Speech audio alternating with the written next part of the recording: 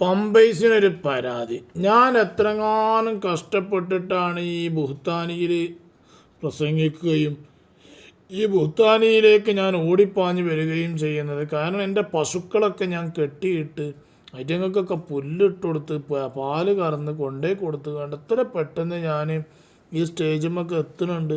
എന്നിട്ട് ഞാൻ പ്രസംഗിച്ചിട്ട് എന്താ നിങ്ങൾ അതൊന്നും വിടാത്തെന്നുള്ളൊരു പരാതി ബുഹ്താനിക്ക്, നമ്മളെ ബുഹ്താനി ഛോട്ടാ ബുഹ്താനി പിന്നെ പമ്പൈസ് ബുഹ്താനിക്ക് ഉണ്ടായിരുന്നു.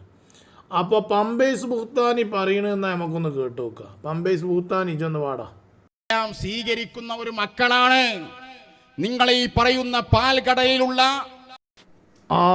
പമ്പൈസ് പൈക്കളൊക്കെ പാടെ കെട്ടിട്ട് നോക്കുമ്പോൾ അതിന് പല്ലേക്കാൻ നേരം കിട്ടിയിട്ടുണ്ടാവില്ലല്ലേ, അതുകൊണ്ടാണ് പാൽക്കടയിലുള്ളതെന്ന് പറയുന്നത്. പാൽക്കടയല്ലടാ, പാൽക്കടലാണ്. പാൽക്കടൽ, കടൽ, കടൽ, പാൽക്കടലിലുള്ള.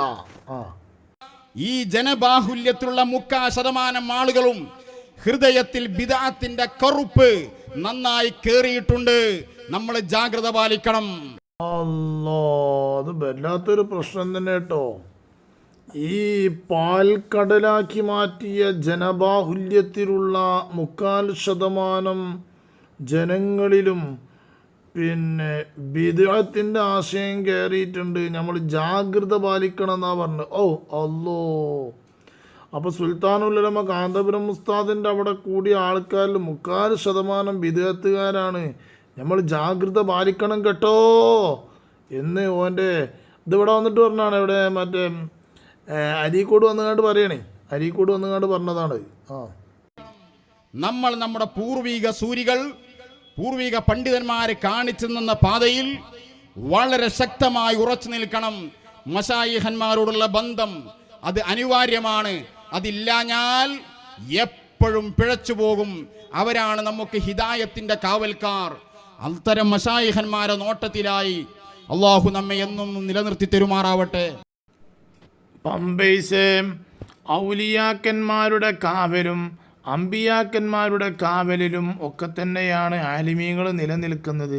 ആ ആലിമീങ്ങൾ അമ്പിയാക്കന്മാരുടെയും ഔലിയാക്കന്മാരുടെയും കാവലിലായിക്കൊണ്ട് തന്നെ പ്രസംഗങ്ങളും കാര്യങ്ങളൊക്കെ നടത്തിക്കൊണ്ടിരിക്കുന്നത്. അങ്ങ് പണ്ട് മുതൽ ഇന്നേ വരെ അങ്ങനെ തന്നെ ചെയ്യുന്നതും. പക്ഷേ നിങ്ങളുടെ ഔലിയാക്കന്മാർ എന്ന് പറയപ്പെടുന്ന ബുഹ്താനിയായ കോമാടൻ അബ്ദുള്ളയും ബീരാണ്ടിയും ബാവാണ്ടിയും എന്ന് പറഞ്ഞാൽ കള്ളന്മാരാണ്. ഒരു വക്കത്ത് നിസ്കരിക്കാത്തവരാണ്. നിസ്കരിക്കാത്ത ടീമിനെ പിന്തുടരാൻ പറ്റൂല എന്നാണ് പറയുന്നത് സുന്നത്ത് ജമാഅത്തിൻ്റെ വാദം. നിസ്കാരം എന്നുള്ളത് നിർബന്ധമാക്കപ്പെട്ടതാണ്. അത് ചെയ്യണം.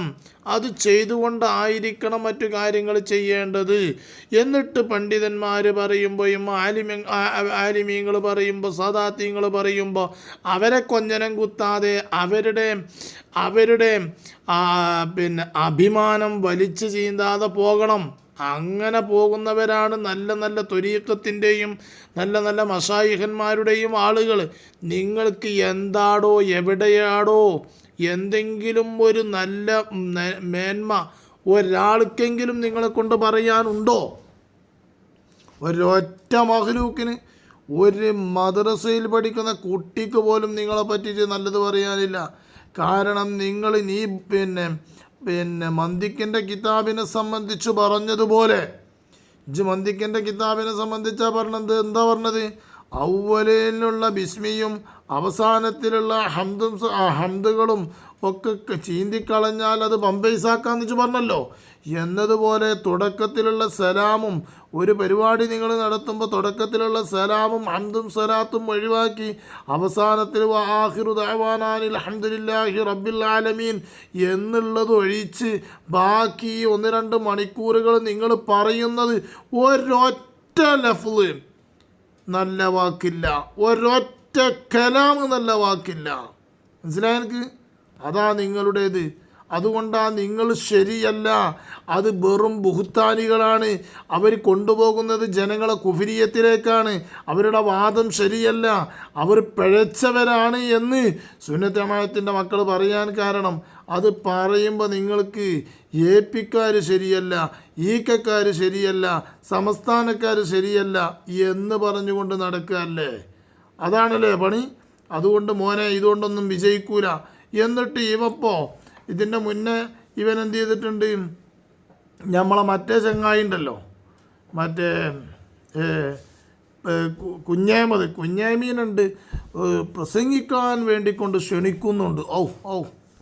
വന്നിരായ തൊയ്യൂർ ഉസ്താദ് സംസാരിക്കുന്നു, ആദരപൂർവ്വം ക്ഷണിക്കുന്നു. അസ്സലാമു അലൈക്കും. വന്യരായ തൊഴിയൂർ ഉസ്താദ് സംസാരിക്കുന്നു. കള്ളൻ, കാട്ടുകള്ളൻ സംസാരിക്കുന്നു എന്ന് വിളിക്കണ്ട ചോനെ, കാട്ടുകള്ളൻ സംസാരിക്കുന്നു എന്ന് പറയണ്ടേ, അങ്ങനല്ല വിളിക്കേണ്ടതല്ലാതെ വന്യരായ തൊഴിയൂർ എന്ന് പറഞ്ഞാൽ ആരാ ഓനെ തൊഴിയൂരെന്ന് വിളിക്കണത്? കാരണം തൊഴിയൂരൊന്നും പോനെ ചെന്നാൽ കിട്ടൂല. എവിടെ എന്നുള്ളത് പഠിച്ച റബ്ബിന് പോലും അല്ലാതെ അറിയില്ല. ഏതോ ഒരു ഉഗാണ്ടി പോയിട്ടാണ് താമസിക്കണമെന്ന കേട്ട വിവരം. അല്ലാഹു അഅലം. ഏതായാലും എൻ്റെ ഇജിപ്പോൾ നമ്മളെ വടിത്തങ്ങളായിട്ട് ഇരുന്ന് കാണ്ടുണ്ട് ഒരു പാട്ട് പാടുന്നു. അതിപ്പോൾ എനിക്കിപ്പോൾ കുറച്ച് ദിവസമായി കുറേ ആയി കിട്ടിയിട്ട്, എന്നാലും ഇവൻ്റെ പിന്നെ നമ്മളെ പമ്പേഴ്സിൻ്റെ പ്രസംഗം വെക്കുമ്പോൾ അതും കൂടിയാണ് വെച്ചു കൊടുക്കുമ്പോൾ എന്താണ് ഫിറ്റ് ആയിക്കോളൂ, അതിന് വേണ്ടിയിട്ടാണ്. ബന്ധമതിൽ പൊരുൾ പേമാരി തങ്ങൾ ഇന്നലെ പറയുന്നത്, ഇന്നലെ മോളെ ഞാനാണ് ഇവിടെ കുറ്റിയടിച്ചത്. ഇവിടെ എപ്പോഴും ഇപ്പം എന്തോ ഒരു വിഷയത്തിൽ ഇപ്പോൾ തങ്ങൾ വന്നൊരു ബന്ധമൊന്നുമല്ലല്ലോ, നമുക്കറിയില്ലല്ലോ. ഒരു ബാഹ്യമായിട്ട് തന്നെ ഇതിൻ്റെ തുടക്കം മുതലേ തങ്ങളെ ദാവ്യൻ്റെ ഈ സ്ഥാപനത്തിനൊക്കെ മുന്നേ ഒരിക്കൽ പെട്ടെന്ന് കുറ്റിയടിക്കൽ ധർമ്മത്തിൽ ബഹുമാനപ്പെട്ട ഓറാണ്. തങ്ങളെ വാപ്പാനെ മുന്നിലിരുത്തിയാണ്ട് സോപ്പിടുകയാണേ. സാവ്യൻ്റെ അഥവാ ബുഹ്താനിയ കോളേജിനെ ഓലെ കുറ്റിയടിച്ചത് തങ്ങളാണ് പറഞ്ഞാണ്ട് അത് ഒരു പ്രത്യേക ഒരു മാനവീയായ അർത്ഥം പോലെ വെക്കുകയാണ് മൂപ്പര് മുന്നിൽ. അപ്പം മൂപ്പരും തന്നെ പാവം അങ്ങനെ ഉണ്ടാവുമല്ലോ. നമ്മുടെ പ്രധാനപ്പെട്ട യാത്ര നടന്നപ്പോൾ കണ്ണൂര് ശരി, ആ യാത്രന്റെ മേറ്റർ എന്താണോ അതാണ് തങ്ങളെ ഇവര് ഭയങ്കര യാത്ര നടത്തിനോത്തില്ല. യാത്രന്റെ പ്രസംഗം മേറ്റർ തങ്ങളാത്ര പറഞ്ഞത്. എന്തോ ഇതല്ല, ഈ ബന്ധങ്ങളിൽ നമുക്കറിയാത്ത അങ്ങനെയുള്ള ഉണ്ടാകുന്നു. നാടന്മാർ സാധുക്കളല്ലേ. ഇപ്പം ഈ പറഞ്ഞ മാതിരി ഇങ്ങോട്ട് പറയുമ്പോൾ നമ്മൾ ഈ പിന്നെ എന്തോ ഒരു ബന്ധങ്ങളുണ്ട്, നമ്മളിവിടെ എത്തി കണ്ടില്ലേ എന്തോ ഒരു സംഗതി ഉണ്ട് ഇതിൻ്റെ ഉള്ളിൽ എന്നൊക്കെയാണ് പറഞ്ഞ് ജനങ്ങൾ പാവങ്ങൾ നാടന്മാർ ഐറ്റങ്ങൾ എന്നാൽ ശരി തന്നെക്കാരെന്ന് കരുതുകയാണേ.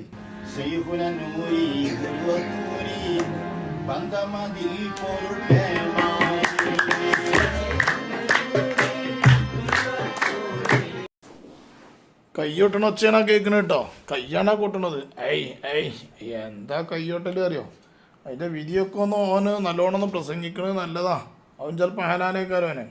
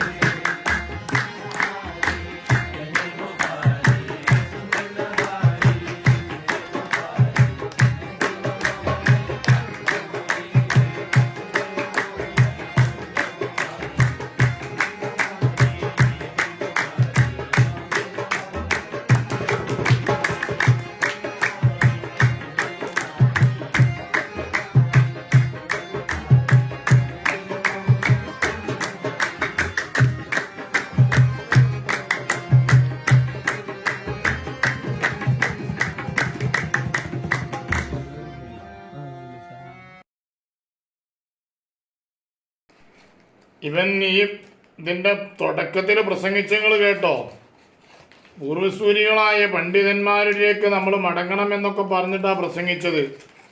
പൂർവ്വ പണ്ഡിതന്മാർ ഇങ്ങനെ നടത്തിയതായിട്ട് അവനെ തെളിയിക്കാൻ കഴിയൂല.